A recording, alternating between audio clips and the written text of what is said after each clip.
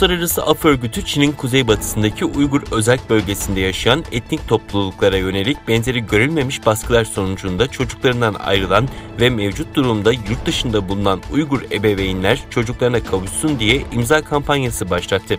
Bağımsız İletişim Ağı'nın 26 Nisan tarihli haberine göre Af Örgütü'nden yapılan çağrıda Çin Uygur kadınların haklarını korumalı ve etnik azınlıklara yönelik zulme son vermeli denildi. Af Örgütü'nün hazırladığı raporda Uygurlar yaşadıklarını detaylıca anlatıyor. Raporun bir bölümünde 10 yıllardır birçok Uygur Sincan'da sistematik olarak etnik ve dini ayrımcılığa maruz kaldı. Gözetim ve toplumsal denetim önlemleri 2016'da hızla yayılmaya başladı. 2017'de bölgedeki Uygurlar, Kazaklar ve çoğunluğu Müslüman diğer azınlıklar için işler daha da kötü bir hal almaya başladı.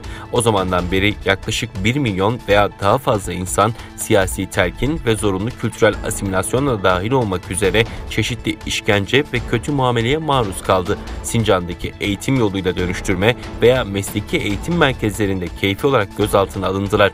Bu kitlesel gözaltı uygulaması ve sistematik baskı hem Uygur ailelerin çocuklarına bakabilmeleri için Çin'e dönmelerini engelledi, hem de yurt dışında bir araya gelmek üzere çocuklarının Çin'den ayrılmasını neredeyse imkansız hale getirdi ifadeleri kullanılıyor.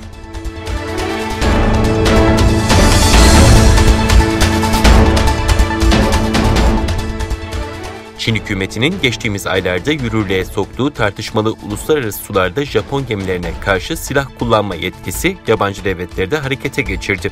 Çin'in bu kararını tehlikeli bulan Japon hükümeti ABD ve Fransa ile söz konusu bölgede ortak tatbikat yapmayı planladığını açıkladı. Japonya Kara Öz Savunma Kuvvetleri'nin ülkenin güneybatısında Çin'in tehditkar faaliyetlerine karşı Fransa ve ABD ile büyük çaplı ortak tatbikat düzenleyeceği bildirildi. Japonya Savunma Bakanı düzenlediği basın toplantısında ülkenin güneybatısındaki Kyushu'da 11-17 Mayıs'ta Fransa ve ABD ile ortak tatbikat düzenlenmesinin planlandığını açıkladı.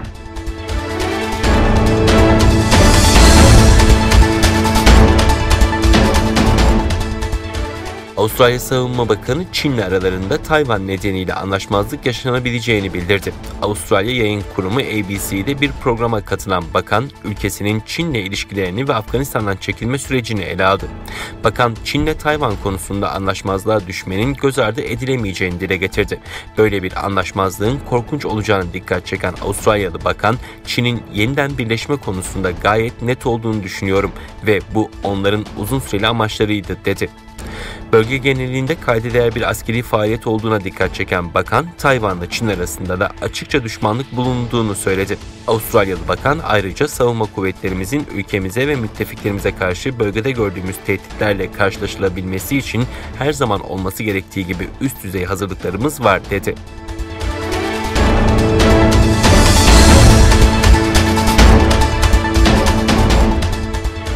Çin Dışişleri Bakanlığı Sözcüsü Wang Wenbin, Çin yönetiminin Batı'nın Moskova'ya yönelik yaptırımları sıklaştırması nedeniyle Rusya'ya verilen desteği arttırmayı planladığını belirtti. Wang, tek taraflı yaptırımların uygulanmasına kesinlikle karşıyız. Çin ve Rusya aralarındaki kapsamlı ortaklık ilişkilerini sürdürüyor. Çin Halk Cumhuriyeti ve Rusya devlet egemenliğinin korunması konularında birbirlerine destek olacak dedi ve ABD'nin tek taraflı yaptırımları hegemonyanın bir tezahürü olup yaygın olarak protestolara yol açıyor ifadelerini kullandı.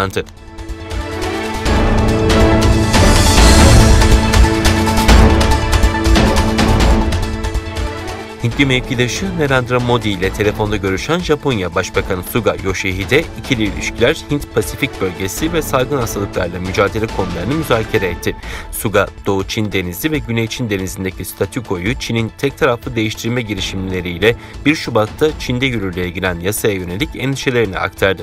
Dışişleri Bakanlığı açıklamasına göre görüşmede iki lider ABD ve Avustralya ile serbest ve açık Hint-Pasifik vizyonunun gerçekleştirilmesinde mutabakata vardı. Japonya'nın fon ve teknoloji desteğiyle Hindistan'da inşa edilecek 500 kilometrelik hızlı tren hattının proje aşamasındaki ilerlemeyi ele alan liderler yeni tip koronavirüsle mücadelede işbirliğine vurgu yaptı. İki başbakan siber güvenlik, karbonsuzlaştırma, 5G ağları ve tedarik zincirinin çeşitlendirilmesi gibi konularda görüştü. ABD, Avustralya, Hindistan ve Japonya arasında oluşturulan dörtlü güvenlik diyaloğu ya da Quad ittifakı, Çin'e karşı oluşturulan gayri resmi ittifak olarak da biliniyor.